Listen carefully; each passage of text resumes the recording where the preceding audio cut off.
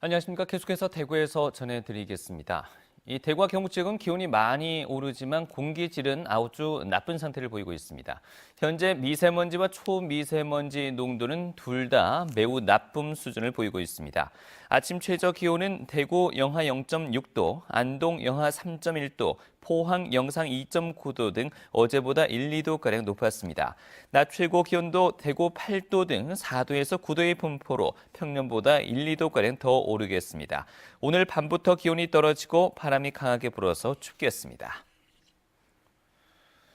홍역 환자가 나흘 만에 다시 발생해서 모두 14명이 됐습니다. 이번에 확인한 14번째 환자는 지금까지 환자가 발생하지 않은 새로운 소아청소년과에 근무했던 간호조무사였습니다.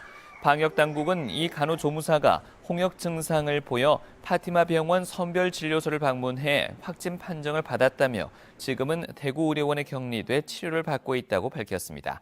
한편 호흡기 세포융합 바이러스 RSV 환자는 늘어나지 않아서 모두 38명입니다. 지방의회는 해외 연수에 관한 규칙을 스스로 만들고 따르고 있는데 상당수가 자신이 정한 규칙조차 어기는 경우가 많았습니다. 갈 길이 먼 지방의원들의 해외 연수, 구조적인 문제점을 최보규 기자가 짚어봤습니다. 경북 23개 시군의 공무 국외 여행 규칙입니다. 지방의회가 스스로 정한 자신들만의 국외 연수 규칙인데 이것조차 지키지 않는 곳이 많았습니다. 영천시는 국외 여행 보고서를 홈페이지에 게시하겠다고 했지만 2015년 이후 단 한 건도 올리지 않다가 지방의원 국외 연수 논란이 불거지자 지난 11일 뒤늦게 올렸습니다. 의성군과 칠곡군은 여행 계획서를 홈페이지에 공개하겠다고 했지만 지금껏 단 한 번도 올린 적이 없습니다. 상주시와 예천군, 경주시 등은 심사위원회에 민간위원을 넣어 감시 기능을 살리나 싶었지만 의장이 추천하는 인물로 한정지어 여전히 문제를 안고 있었습니다. 그런 건 될 텐은 없습니다. 국외 연수를 따라가는 수행 공무원의 수나 역할도 정해진 게 없습니다. 2년 전 청도군은 의원 7명이 떠난 국외 연수에 의회 직원 4명이 동행했고 지난해 예천군은 의원 9명의 의회 직원 5명, 경주시는 의원 10명의 의회 직원 3명 등으로 모두 달랐습니다. 만성적으로 쌓여온 지방의회의 국외연수 문제를 개선하기 위해 최근 행정안전부가 국외여행 규칙 표준안을 개정하겠다고 했지만 실효성은 의문입니다. 행안부가 2009년에도 지방의원의 국외연수 심사를 강화하는 3가지 방안을 내놨는데 이를 따르지 않는 곳이 여전히 많기 때문입니다. 저희가 강제할 수 있는 방법은 없고 다만 이제 저희가 공고를 통해서 이제 개선하도록 유도하는 건데요. 제도 개선과 더불어 의원 스스로 인식을 바꾸는 것 또한 중요합니다. 국외 연수를 지역 발전을 위한 학습 프로그램으로 이해하고 사전에 철저히 준비하는 자세가 필요하다는 목소리가 높습니다. MBC 뉴스 최복입니다. 예천군의회가 해외 연수 추태를 벌였던 박종철 의원 등을 징계하기 위해서 오늘 간담회를 갖고 윤리위원회 구성과 징계 대상 일정 등을 논의합니다.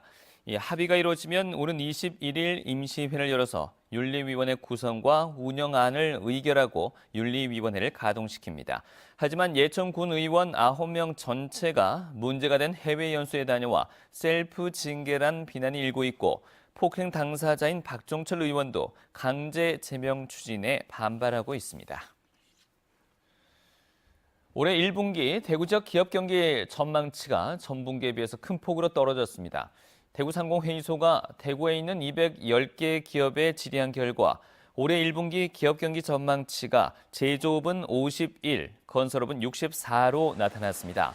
섬유가 32, 자동차 부품이 49, 기계 62로 제조업 전체로는 지난 분기보다 20포인트 하락했습니다.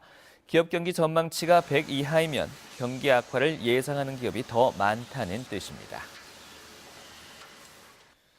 취업 포털 잡코리아가 성인 남녀 1,217명을 대상으로 설날 경비를 조사한 결과 직장인들은 41만 4천 원, 취업준비생은 17만 2천 원, 대학생은 12만 1천 원을 쓰겠다고 응답했습니다.